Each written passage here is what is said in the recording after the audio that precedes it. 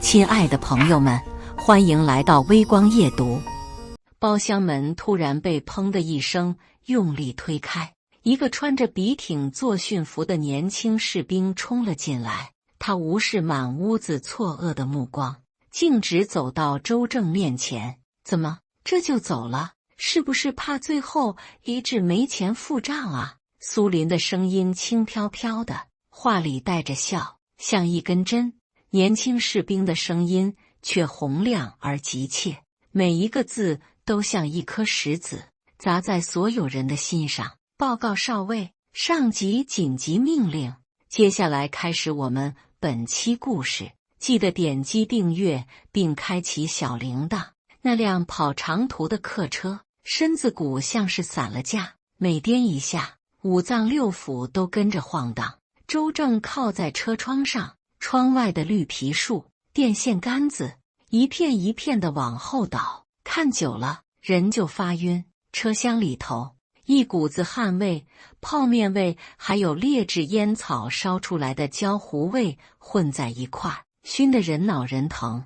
他闭着眼，脑子里却还回响着训练场的号子声，那声音像是刻进了骨头里，哪怕现在四周都是南腔北调的说话声，也盖不住。终于，车子像是跑断了气的骡子，长长的吁了一口气，停在了县城客运站。周正随着人流挤下车，脚踩在坚实的水泥地上，心里头才跟着踏实下来。他背上那个洗得泛白的帆布包，包带子勒得肩膀生疼。他没急着走，就站在原地，深深吸了口气。空气里有股潮乎乎的土腥味，夹着街边油条摊子飘来的油烟香，这味道是家。他没坐三轮车，就沿着那条熟悉又有点陌生的街道慢慢走。街道两边的梧桐树长得更密了，阳光从叶子的缝隙里漏下来，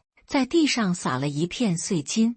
路过高中校门口，那扇大铁门上头的油漆掉得一块一块的，露出了里头的铁锈。他站住了脚，往里头瞅。操场还是那个操场，只是草坪比记忆里更绿了。几个穿着校服的半大孩子在篮球架下头抢一个看不清颜色的篮球。他的思绪一下子就飘回去了，飘到了那个闷热的下午。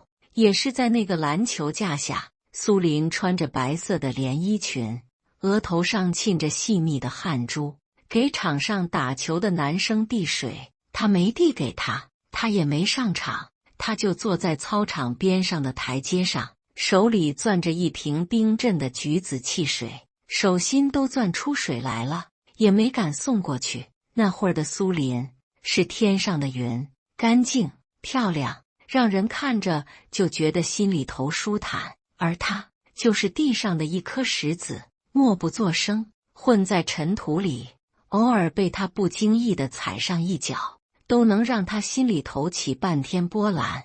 家属院还是老样子，红砖砌的楼房，墙上爬满了青苔，楼道里黑黢黢的，堆满了蜂窝煤和过冬的大白菜。他摸着黑上了3楼，掏钥匙开门的时候，手都有点抖。门吱呀一声开了，他妈王秀英正在厨房里剁馅，菜刀落在砧板上，发出梆梆梆急促的响声。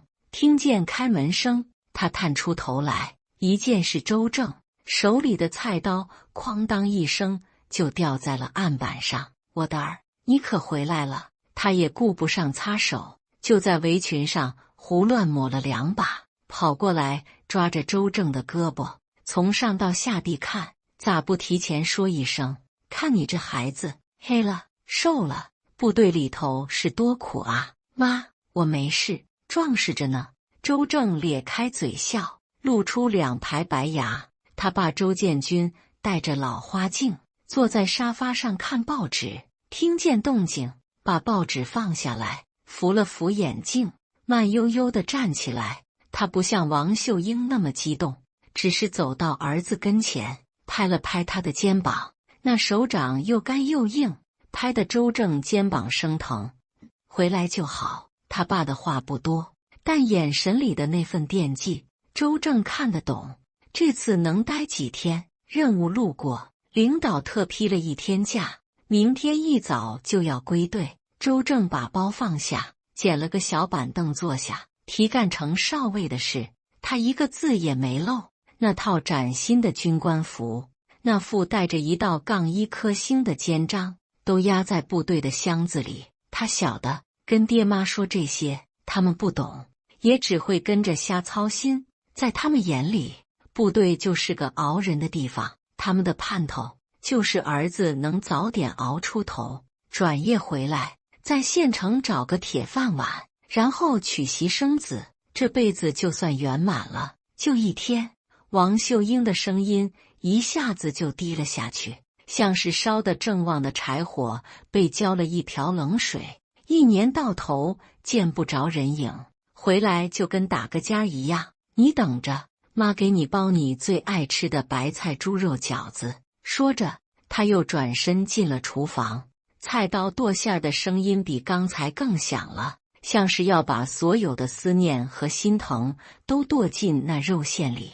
晚饭桌上，饺子热气腾腾，周建军开了瓶老白干，给自己倒了一杯，也给周正倒了一杯。在部队不让喝酒吧？今天在家破个例。周建军端起杯子，跟儿子碰了一下，一口闷了半杯，辣得直咂嘴。他看着儿子，眼神里有些复杂，开口道：“你妈前2天还在念叨，说对门老李家的儿子跟你差不多大，在省城找了个好工作，1个月挣的钱比我跟你妈加起来都多。前不久还开着小车带对象回来了。”王秀英在旁边赶紧用胳膊肘捅了捅老头子：“你跟孩子说这些干啥？他那是为国家做贡献，能一样吗？”话是这么说，可他给周正夹饺子的时候，还是忍不住补了一句：“这儿啊，在部队也别太死心眼，有机会也多学点东西，以后转业了总能用得上。”父母的话像是一根根软绵绵的刺，扎在周正心里。他晓得他们没有恶意，他们只是用自己最朴素的方式在为他的未来发愁。他只能埋头吃饺子，一个接一个的往嘴里塞，嘴里含糊的应着：“我知道了，爸妈。”就在这时，他那个用了好几年边角都磨秃了的手机响了起来。来电显示是个陌生号码，他按下接听键，电话那头传来一个格外洪亮的大嗓门：“喂，周正吗？猜猜我是谁？”周正愣了一下，这声音有点熟：“我是张伟啊，你小子还活着呢，我从你妈那儿听说你回来了，赶紧的，晚上同学聚会，金碧辉煌帝王厅，一个都不能少，必须来。”张伟在电话那头咋咋呼呼，还是跟上学时一个样。同学聚会这4个字让周正心里头有点发怵。他这些年除了部队就是部队，外头的世界是啥样他都快忘了。去了能跟人家说啥呢？说队列，说射击，说拉练，他怕人家笑话。别犹豫了啊，咱们班的都来得差不多了。苏林也从省城回来了。张伟像是知道他在想什么，特意把苏林2个字咬得很重。周正的心像是被一只无形的手捏了一下，猛地一紧，他沉默了。电话这头能听见他妈剁饺子馅的声音和他自己的心跳声。最终他还是鬼使神差地答应了：“好，我晚点过去。”挂了电话，他跟父母说了声。王秀英一听是同学聚会，立马就来了精神，催着他赶紧去换身衣服，穿这身去像什么样子？人家还以为你在部队受了多大苦呢。他翻箱倒柜，找出来一条他前年给周正买的深色长裤，裤腿上的折痕还崭新崭新的。周正拗不过他，只好换上。站在镜子前，他看着镜子里的自己，短袖还是那件旧短袖，只是裤子新了点，怎么看都透着一股子说不出的别扭。金碧辉煌大酒店在县城里是头一份的气派，门口2根大金柱子在夜里头闪着光，晃得人眼晕。周正站在门口犹豫了半天，才迈开步子走了进去。大厅里铺着红地毯，头顶上挂着个大水晶灯，亮得跟白天一样。他按照张伟发的短信找到了帝王厅，推开那扇厚重的木门，一股热浪夹着酒气、香水味和震耳欲聋的喧闹声，一下子就把他给吞了进去。一个能坐下20多人的大圆桌，已经坐得满满当当。男人们多数都解开了衬衫的领口，露出了脖子上的金链子，手腕上的表在灯光下一晃一晃的。女人们则妆容精致，凑在一块儿，叽叽喳喳地聊着最新的电视剧和谁家老公又升了职。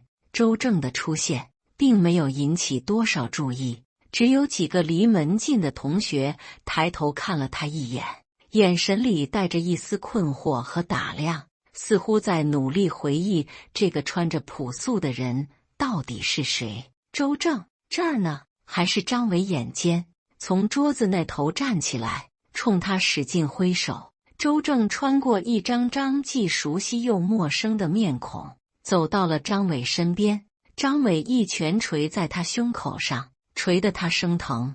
你小子可算舍得露面了，在部队里练成铁疙瘩了啊！他被按着坐下，屁股还没坐热，一个带着笑意的声音就从斜对面飘了过来。哟，这不是我们班当年最沉默寡拿的周正同学吗？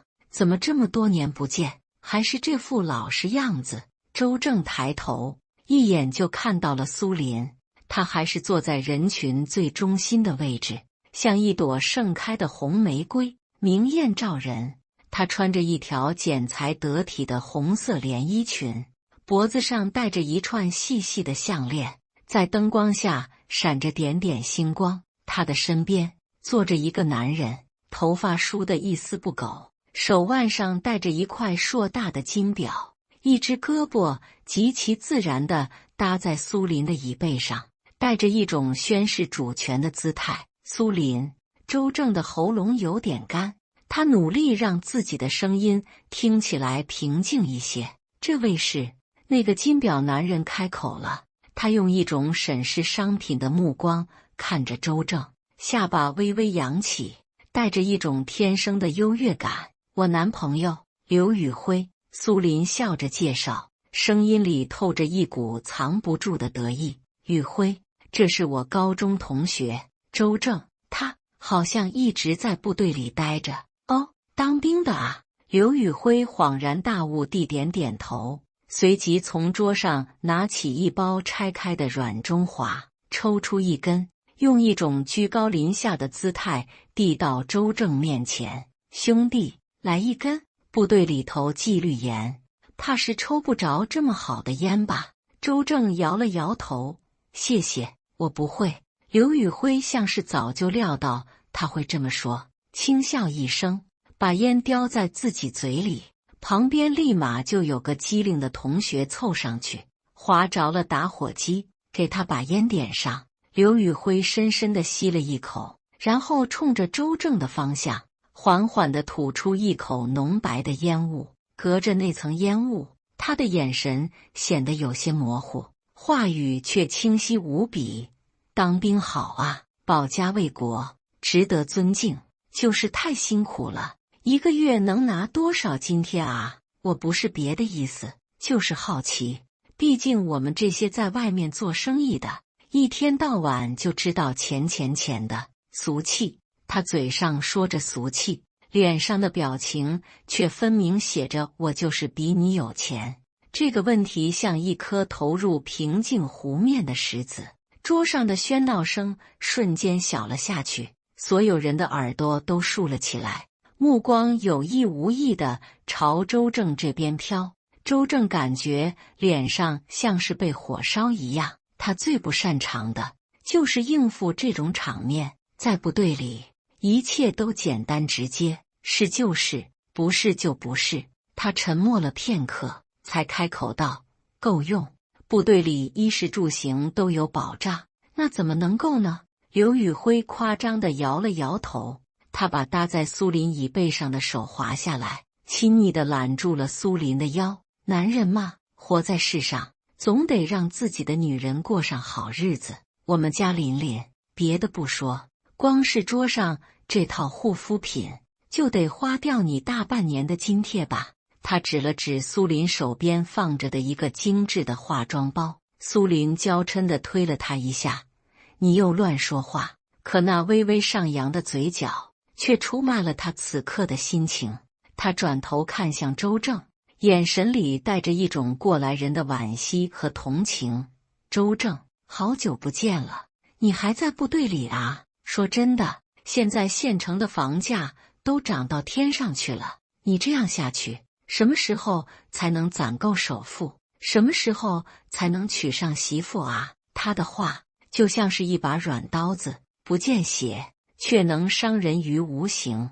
周围的同学也纷纷附和起来：“是啊，周正，听宇辉哥一句劝，部队里没什么前途的，不如早点退伍出来，到宇辉哥公司里帮帮忙，怎么也比你现在强。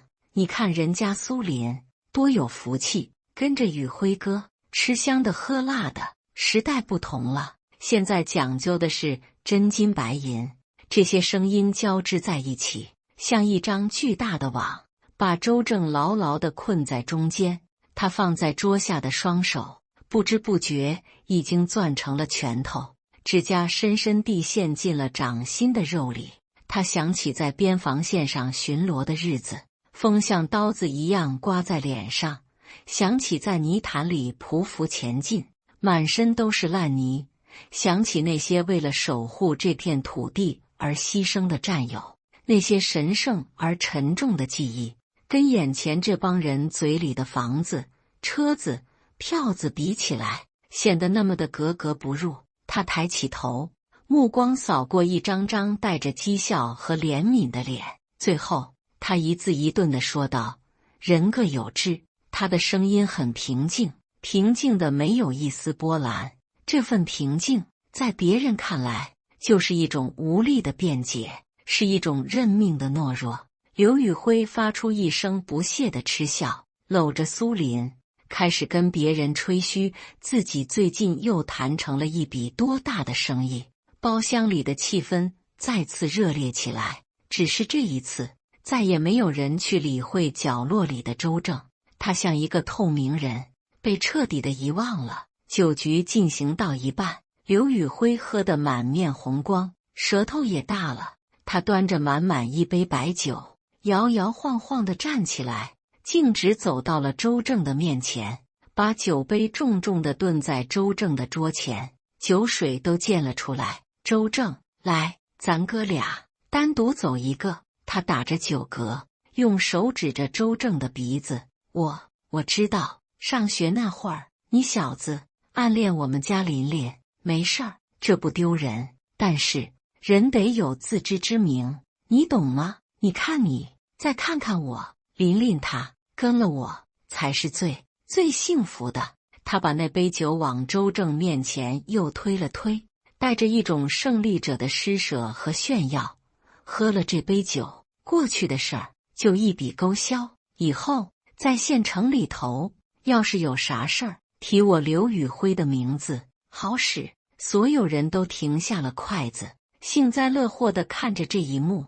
苏林也抱着胳膊，饶有兴致地看着，脸上没有丝毫要阻拦的意思，反而像是在期待一场好戏。周正缓缓地抬起头，他的眼神冷得像冰，他没去看那杯酒，而是直直地盯着刘宇冰那双因酒精而浑浊的眼睛。然后他慢慢地站了起来，他比刘宇辉高出小半个头，常年军旅生涯塑造出的挺拔身姿，带着一股凌厉的气势，让原本喧闹的包厢一下子安静了不少。就在这气氛紧张到极点的时候，周正口袋里那个老旧的手机突然发出一阵急促而沉闷的震动声，嗡嗡嗡。这声音在落针可闻的包厢里显得格外突兀。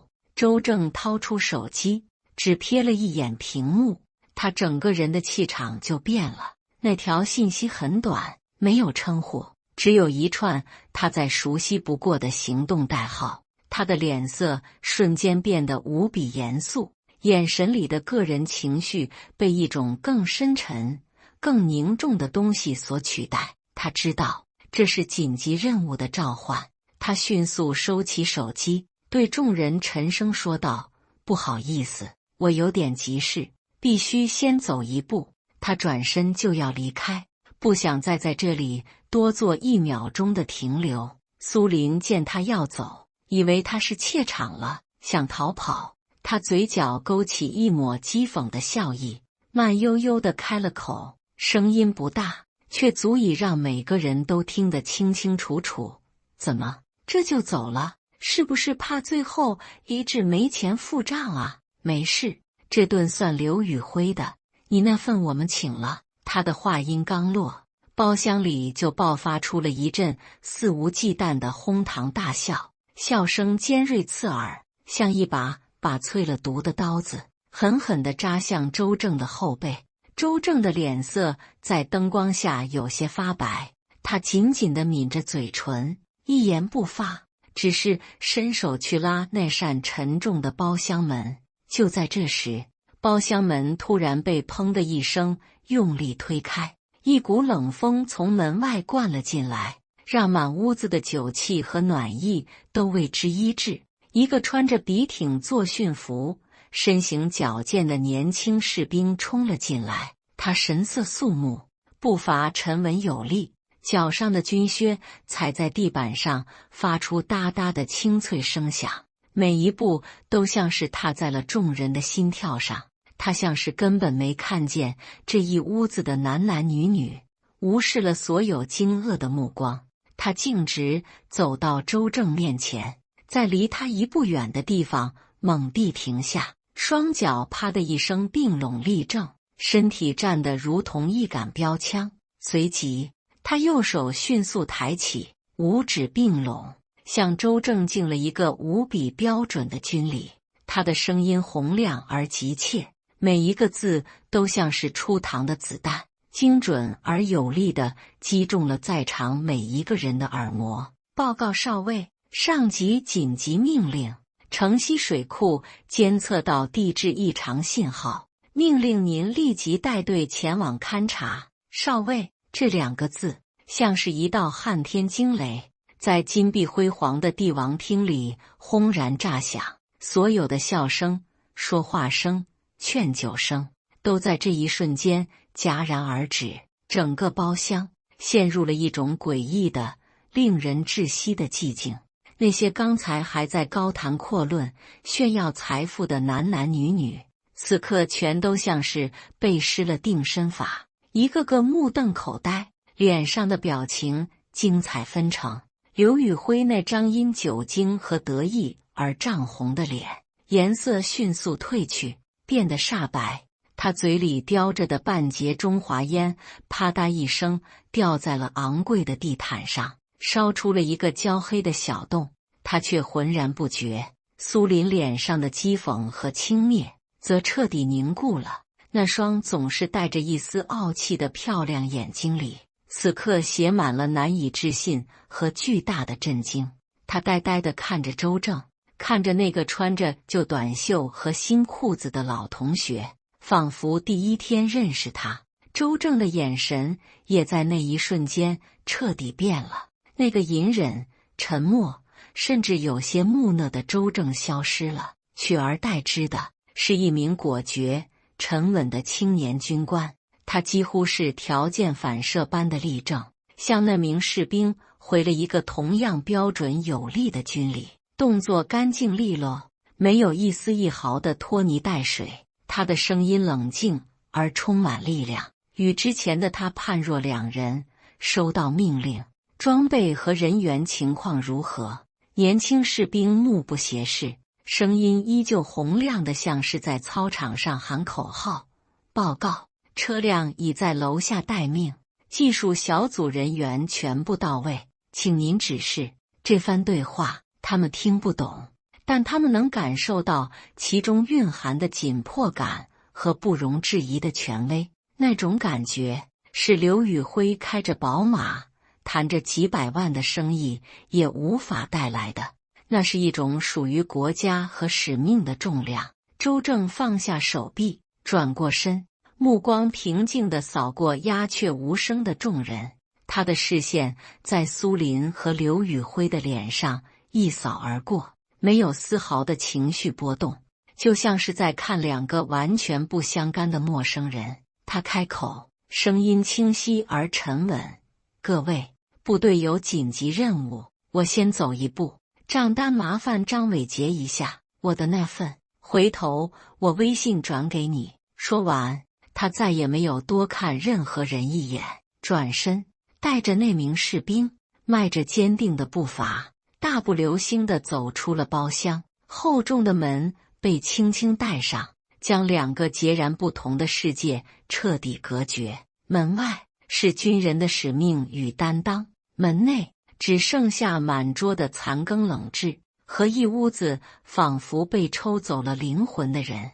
死一般的寂静持续了很久，久到有人手里的筷子掉在地上，发出当啷一声脆响，才把众人惊醒。然后压抑不住的窃窃私语声像是潮水一般，在包厢的每个角落蔓延开来。天哪，少尉，周正他是个军官，那小兵都听他指挥，那得是多大的官啊！怪不得他刚才一直不说话，原来是我们太可笑了。刘宇辉像一滩烂泥一样瘫坐在椅子上，他再也说不出一句吹牛的话，只是失魂落魄地拿起酒瓶，对着瓶口猛灌。苏林则呆呆地望着那扇紧闭的门，手里的名牌包不知何时滑落到了地上。他脑子里一片空白，反复回想着那声清脆的报告少尉。他忽然觉得自己身上这条昂贵的红裙子是那么的刺眼，身边的这个男人是那么的渺小。他一直以为自己抓住了最好的，却在今天才发现自己错过的是一种他从未真正理解过的闪闪发光的人生。那扇厚重的包厢门被轻轻带上，发出的咔嗒一声轻响，却像重锤一样砸在每个人的心坎上。门隔绝了两个世界，门外是周正和那个年轻士兵远去的沉稳有力的脚步声，门内是死一般的寂静和一桌子逐渐冷却的残羹冷炙。先前还喧嚣鼎沸的帝王厅，此刻安静的能听见头顶水晶灯里电流发出的细微嗡嗡声。所有人都还保持着刚才的姿势，脸上的表情像是被冻住的面具，惊愕、茫然、不可思议。那声洪亮的报告少尉还在每个人的耳边嗡嗡回响，把他们先前那些关于车子、房子和票子的谈笑风生震得粉碎。最先有反应的是张伟，他像是刚从水里捞出来一样，长长的出了一口气，然后下意识地拿起桌上的酒杯，想喝口酒压压惊，却发现手抖得厉害，酒水洒出来，湿了裤子一大片。他喃喃自语，像是在问别人，又像是在问自己：少尉，周正他是个官啊。这句话像是一颗石子，打破了凝固的湖面，包厢里瞬间炸开了锅。但所有人都刻意压低了声音，像是怕惊扰了什么。我的天，我刚才还笑话他呢，我真是……一个男同学懊恼地拍了一下自己的脑门，谁说不是呢？你看人家那气场，跟咱们都不是一个世界的人，怪不得他从头到尾都那么平静。原来人家根本就没把咱们这些俗事儿放在眼里。咱们还一个个上赶着在人家面前炫耀，跟耍猴似的。一个对军事有些了解的同学拿出手机，手指哆哆嗦嗦地在屏幕上划拉了半天，然后压低声音说：“我查了，少尉，是军官序列里的最低一级，但那也是正儿八经的军官，是干部，通常是军校毕业的本科生才能受的衔。周正他是凭本事上去的。”这番解释更是让众人倒吸一口凉气。他们看向那张周正坐过的空椅子，仿佛那上面还留着他的余温和一股无形的威严。他们再转头去看刘宇辉，眼神就变得复杂起来。那眼神里有同情，有幸灾乐祸，但更多的是一种疏离。刘宇辉的脸一阵红一阵白，他像是被人当众扒光了衣服，所有的优越感和虚荣心都在那一声报告少尉面前被碾得粉碎。他猛地抓起桌上的酒瓶，也不用杯子，就这么对着瓶口狠狠灌了一大口。辛辣的白酒顺着他的喉咙烧下去，呛得他剧烈地咳嗽起来，眼泪都流了出来。他想说几句场面话，想说一个破少尉算个屁，可话到嘴边却怎么也说不出口，因为他心里清楚，他引以为傲的那些东西，在周正所代表的那种力量面前，确实什么都算不上。苏林呆呆地坐在那里，一动不动，他的脑子里一片混乱。周正离开时的那个眼神，平静淡漠，像是在看一个毫不相干的陌生人，在他心里一遍又一遍地回放。他想起自己刚才说的那些话，是不是怕没钱付账？那些刻薄的、自以为是的讥讽，此刻听来是多么的愚蠢和可笑。他一直以为自己选择的是最好的人生，是站在金字塔尖的生活，可直到这一刻，他才恍然发现，自己所追求的那些名牌包、高档护肤品，在另一种截然不同的人生价值面前，是多么的廉价和苍白。他像是做了一个五彩斑斓的梦，现在梦醒了，只剩下一片狼藉的现实。这场聚会再也进行不下去了，大家心照不宣地开始收拾东西，准备离开。张伟结了账，看着那长长的账单，心里五味杂陈。刘宇辉摇摇晃晃地站起来，粗暴地拉起还在发愣的苏林，一言不发地就往外走。停车场里，刘宇辉用力拉开车门，把苏林塞了进去，然后自己坐进驾驶座，一脚油门踩下去。昂贵的越野车发出一声咆哮，冲出了酒店的停车场。车里死一般的寂静。刘宇辉双手紧紧地攥着方向盘，手背上青筋暴起。他想发火，想骂人，想把心里的那股憋屈和羞辱全都发泄出来，可他不知道该对谁发火。他憋了半天，终于从牙缝里挤出一句话：“一个当兵的，神气什么？等他转业了，还不是得给我这样的人打工？”这话在平时或许能让苏林觉得安心，可现在听在苏林的耳朵里，却只觉得无比的刺耳和可笑。他没有接话，只是把头转向窗外，看着飞速倒退的县城夜景。